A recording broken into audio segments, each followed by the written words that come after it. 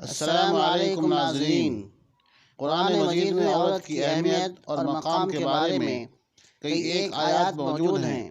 عورت خواہ ماں ہو یا بہن، بیوی ہو یا بیٹی، اسلام نے ان میں سے ہر ایک کے حقوق اور فرائض کو تفصیل کے ساتھ بیان کر دیا ہے۔